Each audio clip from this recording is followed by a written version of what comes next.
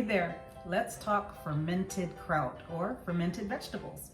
First, you're going to need, obviously, some cabbage. I start with 2 heads. You're also going to need some salt.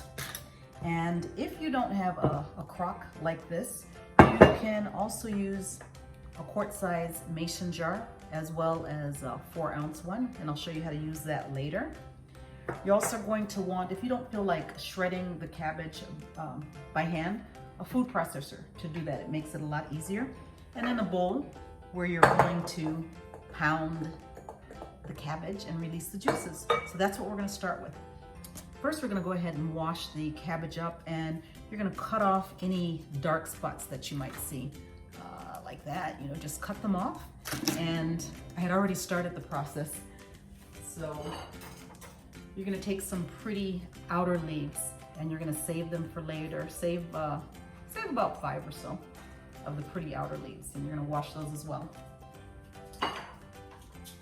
All right, so I'm gonna go ahead and chop that up. So you want your cabbage pieces about this size so that they can fit into the mouth of your food processor if you're using one. Like that. All right.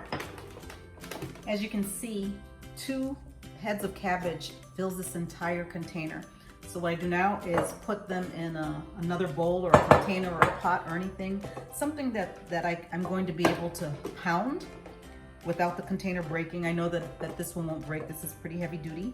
And I'm going to pound them to release the juices in the cabbage, because that's it helps the fermentation process a bit better if it's nice and moist. Some people add water to it, but I find that it's much better to use the juices of the cabbage. It just ends up being tastier.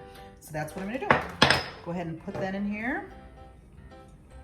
And I'll start with about half and work with that. And to this, for the entire mixture, I'm gonna use about a tablespoon of salt. So I'll add a little bit now, about a half a tablespoon now, and then a half a tablespoon when I do the other part. So here's what I'm gonna do. Where'd it go? Here it is. The pestle and pounding, just chopping away. While I was pounding away, I realized that I just couldn't make a plain batch of sauerkraut. That's just not my style. So to this, I mean, you can keep it plain like this if you want, but I like to add wonderful nutrients like ginger. So I have fresh ginger that I've peeled and just cut into small pieces. This is quite a bit. It's about twice this size. So ginger and juniper berries, because ginger is great for digestion and it tastes good. I love the taste of ginger. Juniper berries, which are antioxidants, they're antifungal, antiviral, they're anti-inflammatory, and I'll put like about that much. Let's do 2 of those since I have 2 heads of lettuce. There we go. Put that into the mix. Juniper berries, and I'm also going to add a handful of Kombu, which is seaweed. So you're gonna get great iodine and benefits from the seaweed. I'm also going to add 3 cloves of garlic to that, and I'm gonna peel this, core it, and drop it in there, and that's gonna give the sauerkraut a little, almost like a vinegary kind of taste, and it's really, really good. This is my favorite combination. So as I was pounding away, I was like, oh, I better fess up and let you know that I've added something extra. Okay, I'll keep pounding. So I'm adding some more cabbage to pound that, and a little bit more salt. And you do want to make sure that you add salt, because the salt is what's going to keep your fermentation mixture from developing bad bacteria. So you definitely want the salt in there so that it doesn't develop bad bacteria.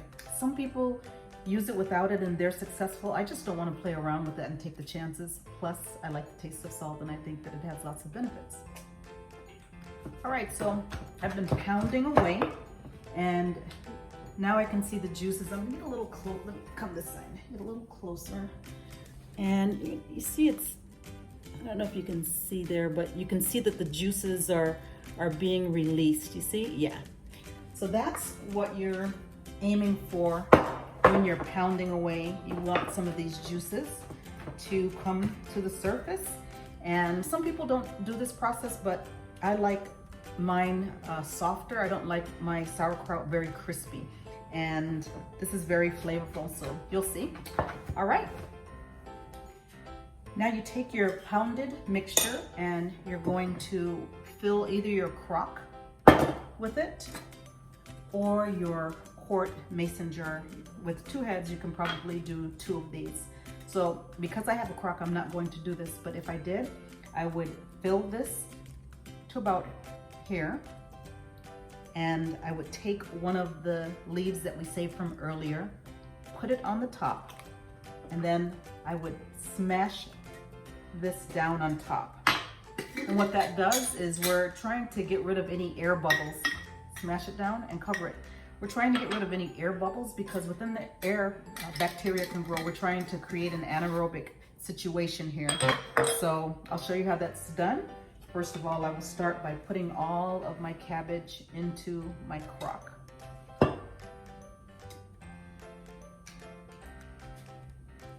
By the way, I meant to tell you that if you wanted to make pickles, you could actually add like baby cucumbers, the ones without wax, and you can layer them in between your kraut.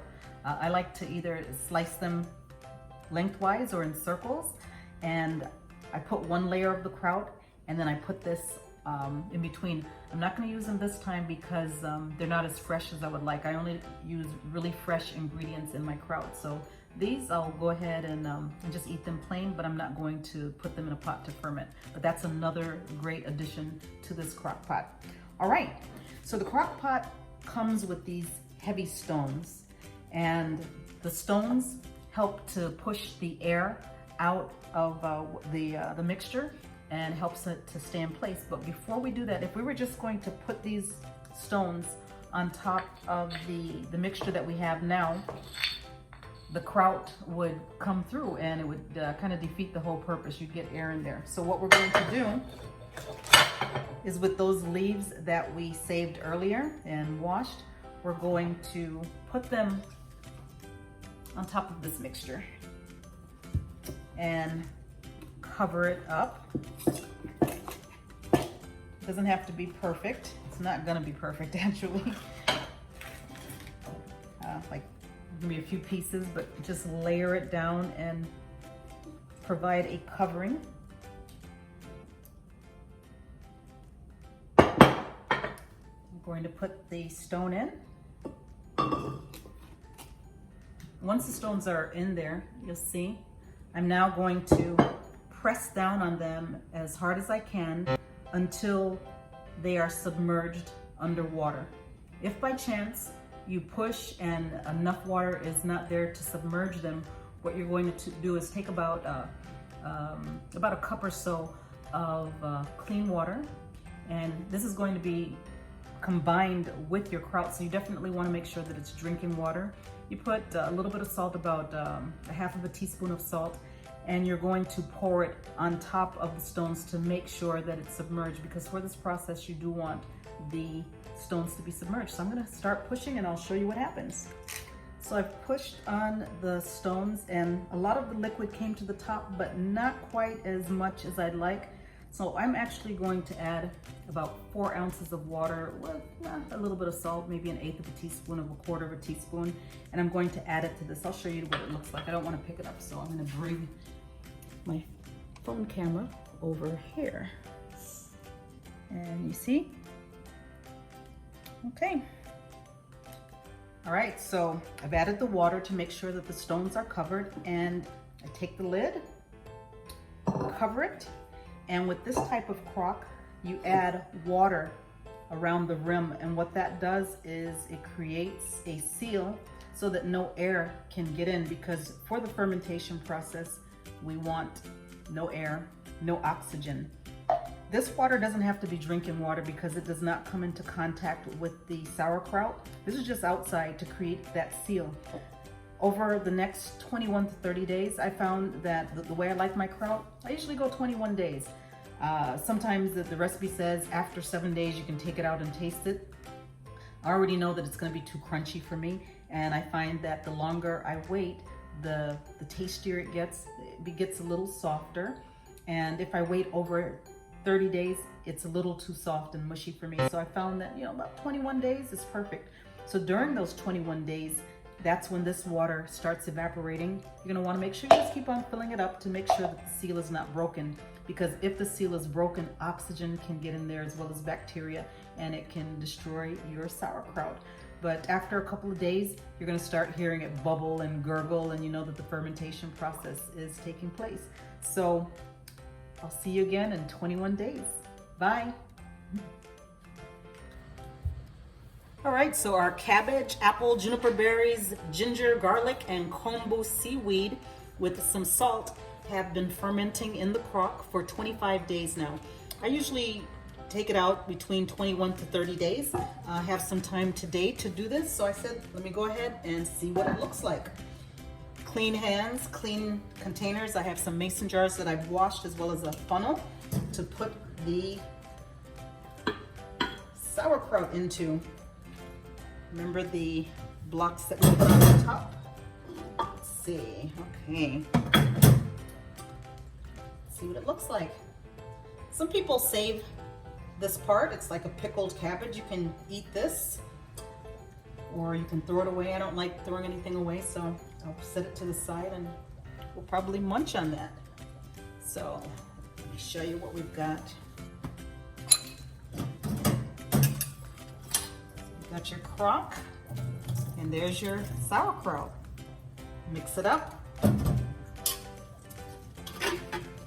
like to mix it up so that the jars can all have the same amount of liquid. That's what you've got. Let me taste some.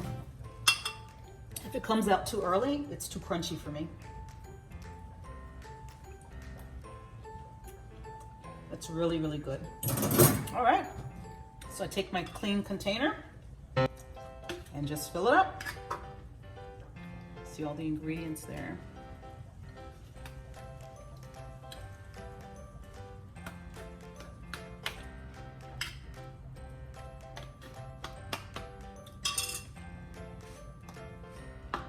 And there you have your fermented cabbage.